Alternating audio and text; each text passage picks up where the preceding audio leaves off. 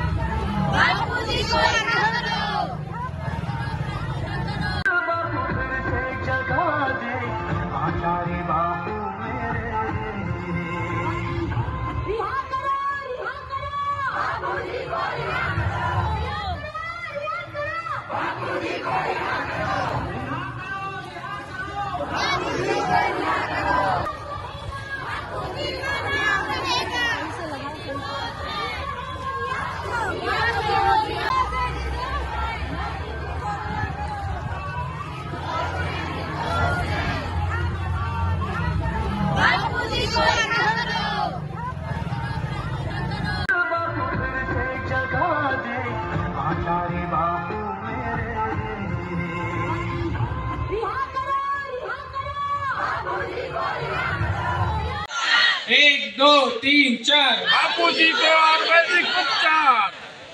सरकार यह तेरा कैसा खेल? आतंकवादी को बरियानी, संतों को जेल। सरकार यह तेरा कैसा खेल? आतंकवादी को बरियानी, संतों को जेल।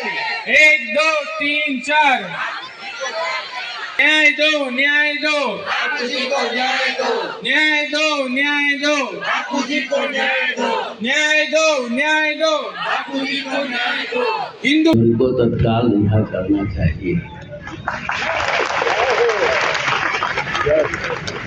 जिस समय देश स्वतंत्र हुआ, तत्कालीन प्रधानमंत्री ने संविधान की कुछ ऐसी धाराएं नई बनाई जो राष्ट्र और हिंदुत्व की सर्वथा विरोध में। पूर्वांचल के गरीबों के लिए, असहायों, जनजातियों के लिए, वनवासियों के लिए कोई शिक्षण संस्थान की व्यवस्था नहीं। ये सारी व्यवस्था ईसाई मिशनरियों को सौंपती है। आप कहेंगे वो ईसाई मिशनरियाँ पेट्रोल डॉलर के बल पर, विदेशी पैसों के बल पर, बिल्कुल गलत बात है।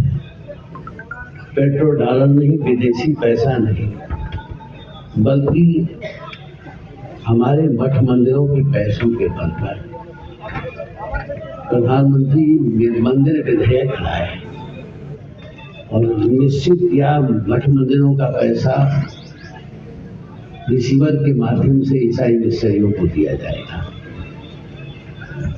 मठ मंदिरों का पैसा इस्लाम के उत्थान के लिए दिया जाएगा और आज भी दिया जा रहा है। बापू जी गरीबों में, झाबुआ के जंगलों में, मैं जानता हूँ, मैं असत्य नहीं बोल रहा हूँ, अखबार टेलीविजन की बात नहीं बोल रहा हूँ, मैंने जाकर के सब कुछ देखा है। उन ईसाई मिशनरियों के विरोध में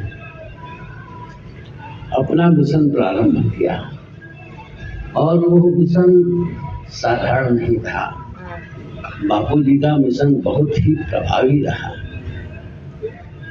तत्कालीन नेता को कई नाम लेकर के बताऊं, बिना नाम दिए, ये बर्दाश्त नहीं हुआ सोनिया गांधी को।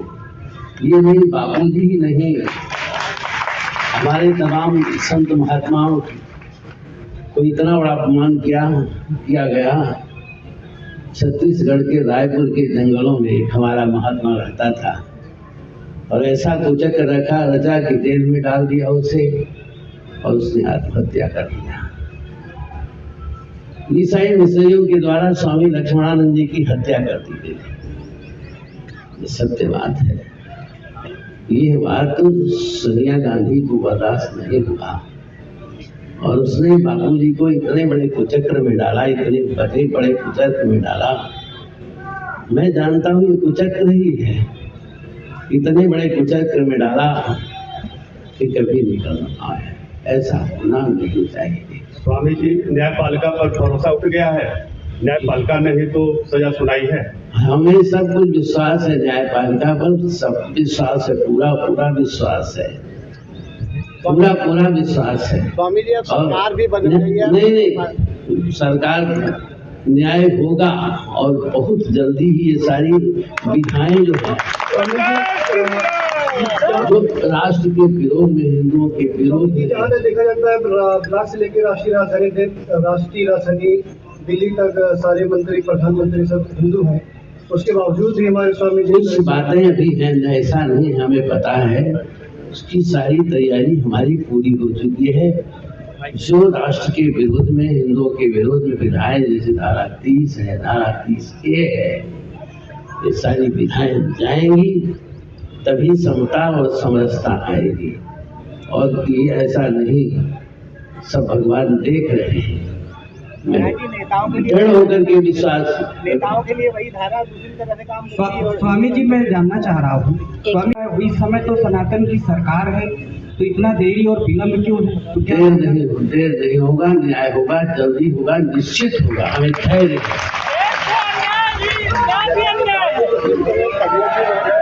जल्दी इलाज भी चल रहा है जी जी। फिर भी सरकार उनके इस तरह से ध्यान नहीं, उनका उपचार भी सही से नहीं अब होता। हम लोग तो प्रयास कर रहे हैं, मांग में लगे हुए हैं कि बापूजी को तत्काल रिहा किया जाए। आप लोग आयुर्वेदिक उपचार की मांग कर रहे हैं, जबकि आयुर्वेदिक उपचार शायद उनको नहीं मिल पा रहा है। जी जी जी, आखिर क्यों? प्रयास किया जाएगा, हम लोग प्रयास अब करेंगे, आप मांग करेंगे। आज आप लोग ने यहाँ पे पंचायत बुलाई बैठे हैं, आगे क्या रणनीति होगी? ये तो जी बिल्कुल सफल होगा प्रयास। देखिए, पूज्य बापू का मुख्य आधार है एलोपैथ का। किसी भी मर्ज का एलोपैथ में परमानेंट इलाज नहीं है, लेकिन आयुर्वेद में है। वर्तमान में जब बापूजी को 3 ब्लॉकेज हैं, एम्स ने हाथ खड़े कर दिए हैं, जबकि एम्स सबसे बड़ा संस्थान है, उसने साफ साफ कहा, लिखित में दिया है कि हमारे पास इलाज अवेलेबल नहीं है। तब बापूजी ने साफ साफ तौर से बोला कि हम आयुर्वेद से इसको सही कर लेंगे।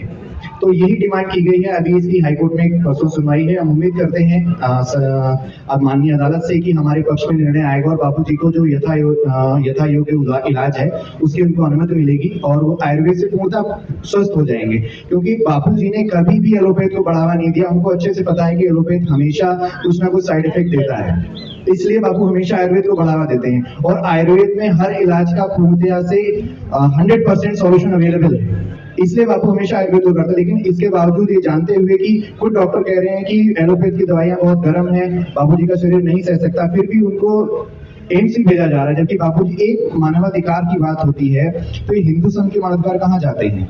क्या हिंदू संघ को इतना भी मानवाधिकार नहीं है कि वो अपना इलाज अपनी मर्जी से करा सके? जबकि वो जो इलाज का तरफ डॉक्टर बम जिसका नाम है, जिसने 50 बम ब्लास्ट किए 5 राज्यों में, उसको इसलिए पैरोल दे देती है एक सरकार की, वो उनका पिछले 3 साल से 4 साल से जेल में बड़ा अच्छा व्यवहार है, लेकिन वो स्वस्थ भी है। लेकिन दूसरी तरफ बापूजी जो 88 वर्षीय संत हैं, हीमोग्लोबिन 3 हो गया। आप लोग मीडिया वाले अच्छे से जानते होंगे, अगर किसी का हीमोग्लोबिन 3 हो जाए शरीर में तो उसकी क्या अवस्था हो सकती है। ऐसी अवस्था में भी उनको बेल पैरोल डिनाई कर दिया गया। और आज जब वो अपने अधिकार मांग रहे हैं मानवाधिकार के रूप में कि हाँ हमें इलाज के लिए दे दिया जाए, ऐसा कोई केस नहीं है हिंदुस्तान में जहाँ किसी को 12 साल में बेल या पैरोल ना मिली हो। लेकिन ये बापूजी का एकमात्र ऐसा केस है जिसमें अभी तक एक दिन के लिए, जिस दिन से जेल गए हैं, एक दिन के लिए बाहर नहीं भेजे गए। ये षड्यंत्र बताता है कितना गहरा षड्यंत्र है कि पहले से ही सब कुछ तय था कि एक दिन के लिए बाहर नहीं आने देंगे। लेकिन अब तो 88 साल की उम्र में एक कहीं न कहीं से लोगों का दिल पसीजना चाहिए ना कि भाई 88 साल की उम्र है, इतना हीमोग्लोबिन। आप सोचिए, अभी जब 13 जनवरी को बापूजी एडमिट हुए थे और 6 फरवरी को डिस्चार्ज हुए हैं, 26 बोतल खून चढ़ा। रोज उनके रक्तस्राव होता रहा हाथों से। अल्सर था, इतना हैवी अल्सर था कि उसके लिए अलग अलग तरीकों से मानकर उसको इतना बड़ा दिखाया जाता है कि एक संत के दैविक कार्य को सब एक और करके उन्हें फंसाया जा रहा है। तो आज मैं सभी अपने भाई बंधुओं से ये दिल से अपेक्षा रख रही हूँ कि आज संत समागम और सभी साधक जो यहाँ इकट्ठे हुए हैं, वो आपके माध्यम से हम दरवाजा खटखटाना चाहते हैं कि हमारे बापूजी को राहत मिले, हमारे बापूजी को पेरोल मिले, हमारे बापूजी को बेल मिले। जैसे पत्रकार बंधु ने अभी एक नाम रखा हरियाणा के एक संत का कि उनको कितनी बार पेरोल और बेल मिला है, सदा मिले कोई मना नहीं है, पर एक संत को इतनी राहत और एक संत को इतना त्रास, ये पक्षपात क्यों, ये अन्याय क्यों, इतनी कठिन गंभीर बीमारियों में इतना त्रास क्यों? सरकार हिंदू है, सनातन धर्म है, और सनातन धर्म का प्रथम सोपान न्याय है, तो एक सोपान दया भी है, एक सोपान संत महापुरुषों की देविका है। आप वही पत्रकार बंधु हैं जिस समय बापूजी लखनऊ के मैदान पे आते थे तो खड़े रहने की जगह न होती थी, और आज उनके लिए न्याय मांगना पड़ रहा है क्योंकि कहीं आंखों पे पट्टी है। बस पट्टी उतरवा दीजिए और मेरे गुरुदेव को जय जयकार के साथ वापस कीजिए।